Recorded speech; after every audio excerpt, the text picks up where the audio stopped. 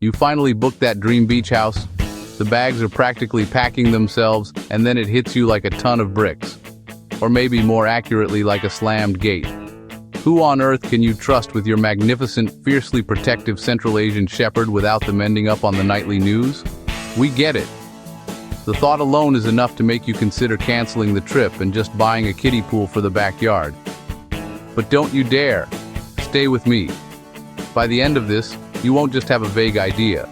You'll have a plug-and-play game plan so concrete, both your incredible dog and your brave sitter survive the week intact. In fact, they might even become friends. Imagine that. Section 1. Why your KS thinks stranger means threat. Let's be brutally honest. Your Central Asian Shepherd isn't just a dog. They're a living, breathing, ancient security system.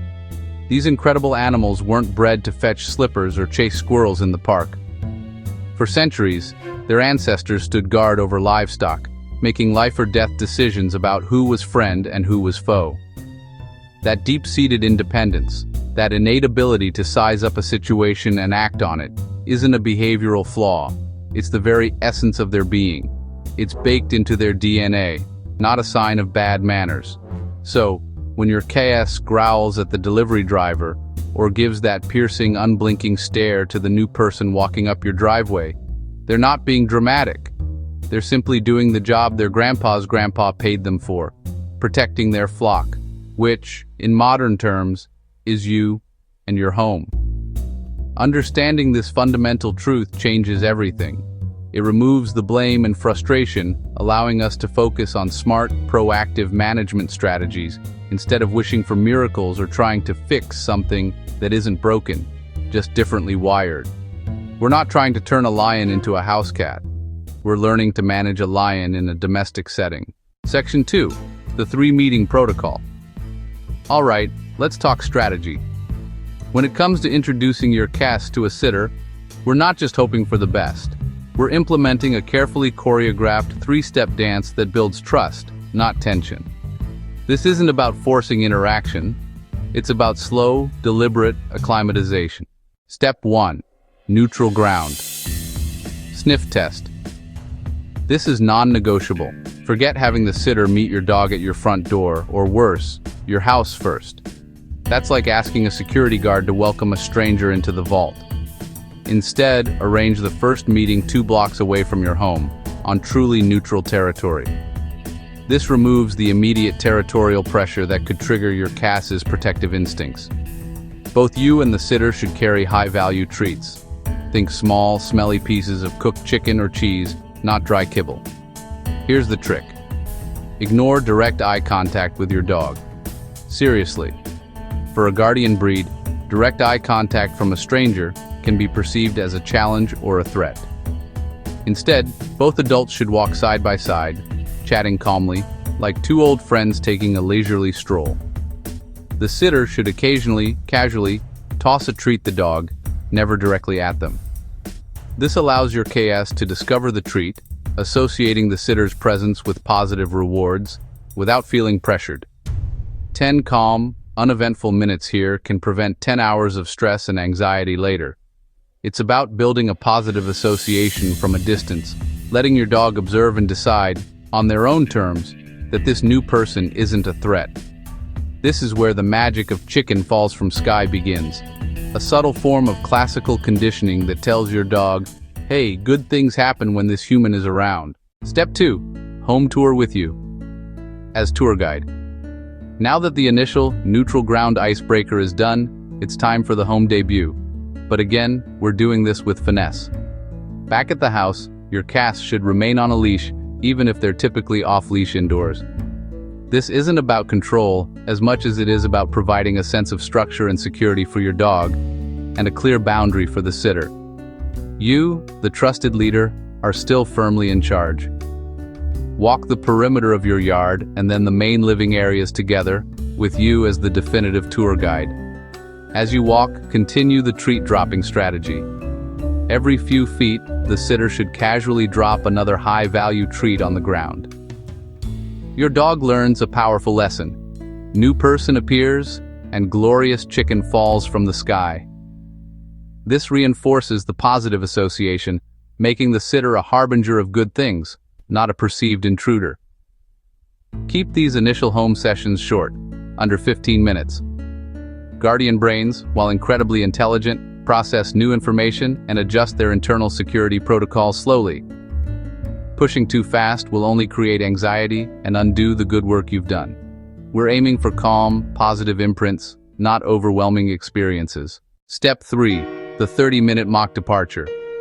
Once steps 1 and 2 have been completed successfully on separate occasions, it's time to practice the big one: you leaving. The next day, repeat steps 1 and 2, refreshing those positive associations. Then, with your dog still on leash, you'll hand the leash to the sitter. This is a crucial moment of transference, where your CAS observes you, their primary protector, entrusting their care to this new person. Start small. Step just inside your porch for 30 seconds. Then come back out, calmly take the leash, and give your dog some praise and a treat. Next, try 2 minutes. Build up gradually to a full 30 minutes. The absolute golden rule here? Return any barking or overt signs of distress begin. Silence and calm equal success. If your dog starts to whine or pace, you've pushed too far, too fast. You want your CAS to experience your temporary absence as a non-event, a brief pause in their routine, rather than a catastrophic abandonment. This builds confidence in both your dog and your sitter, proving that you always come back, and the sitter is a safe presence in your absence. Section 3. Pack the Sitter Bible. Let's face it, leaving your CAS with a sitter isn't like dropping off a golden retriever. There's a lot more nuance involved. That's why you need the Sitter Bible. This isn't just a scribble on a notepad, it's a laminated single-page, easy-to-read guide prominently displayed on your fridge. Think of it as the mission briefing for your dog's temporary commander. Here's what absolutely be on it. Be precise. Guardian dogs thrive on routine. A deviation in feeding time can cause anxiety. Specify where the food is stored and exactly how much they get. Your CAS likely has a preferred patrol route. Stick to it. Deviating might put them on edge in unfamiliar territory. Also, specify the distance. A CAS needs purposeful exercise, not just a quick potty break. No Shakespearean soliloquies here, just the essentials. Sit, down, stay, break, release command, and leave it. These are the commands that ensure safety and basic control. Don't overwhelm the sitter with commands your dog might only obey 50% of the time with a stranger. This is non-negotiable. Accidents happen, and quick access to veterinary care is paramount. Include the address for easy GPS navigation. Seriously, write it big. This prevents any 3 a.m. panic calls from a sitter wondering if they're now permanently responsible for a 150-pound furry security guard. Clarity is kindness. Section 4. Set up the safe zone. Let's talk about your CAS's incredible strength and territorial nature. A Central Asian Shepherd that feels cornered or threatened by an unexpected visitor, say a cable guy, a delivery person, or even just a neighbor, can rearrange drywall faster than you can say insurance claim. And trust me, you don't want to explain to your adjuster. This is where the safe zone comes in. When your sitter needs to leave for errands, or if there's any chance of an unfamiliar person entering the house, maintenance, postal service, etc., your CAS needs a secure, designated area. This could be a sturdy, appropriately sized crate in a quiet room, or an entire room gated off specifically for them. The key is safety and containment. It's not about punishment, it's about responsible management. Better to manage their space proactively than to deal with the fallout of their protective instincts kicking in at the wrong moment. This gives your dog a sense of security, knowing their space is inviolable, and gives your sitter peace of mind, knowing your dog is safe and contained. Section 5. Keep the routine sacred. Predictability is currency for guardian breeds. Their entire world is built on understanding patterns and anticipating events. When that pattern is disrupted, their cortisol levels, the stress hormone, go through the roof. It's not just about comfort, it's about their fundamental sense of security. So, when you're away, the routine must be sacred.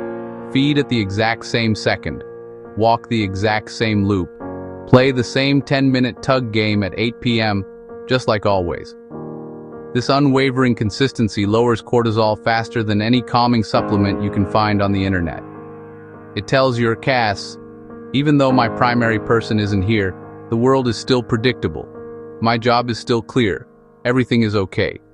This allows them to relax into their routine rather than constantly being on high alert, trying to figure out what's next. Section 6.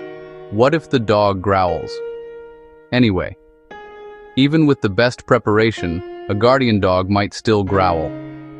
It's their primary communication tool when they feel a boundary is being crossed or a threat is perceived. If your KAS growls at the sitter, the absolute first rule is, stop, don't push, don't scold. The sitter should immediately sit still, avoid eye contact, and remain calm. Next, have the sitter toss treats behind the dog, creating distance, not confrontation. This allows the dog to move away from the perceived threat, creating space and diffusing tension, while still associating the sitter with positive things. If your dog freezes with a hard stare, ears forward, body rigid, that's a serious back-off signal. In this scenario, the session needs to end immediately. The sitter should calmly retreat and call you. Don't try to push through this. However, if after a growl, you see lip licking, a soft blink, or a slight relaxation in their posture, these are appeasement signals, indicating the dog is processing and potentially de-escalating. In this case, the sitter can wait a few moments for the dog to fully relax, then resume the treat tossing from a distance 5 minutes later. Remember, with guardian dogs, slow is fast. Rushing things will only escalate the situation. Patience and understanding are your most powerful tools. If this checklist is already saving your sanity and making you feel a whole lot better about that upcoming trip, do me a favor. Hit that subscribe button. More guardian dog survival guides drop every Monday, and you won't want to miss them. Section 7. Adult dog. Add extra days. Let's talk about the elephant in the room, adult CAS dogs. If you've adopted an adult or started training later, the puppy socialization window, that crucial period between 8 to 12 weeks where they absorb new experiences like sponges, is long gone. This isn't to say it's impossible, it just means you need to double down on patience and protocol. For an adult CAS, you're not just introducing a sitter, you're often rewiring deeply ingrained patterns of suspicion and protection. So instead of our 3-meeting protocol, plan for 7 meetings, spread out over several weeks if possible. Each step will need more repetitions, more patience, and potentially more time between sessions for your dog to process.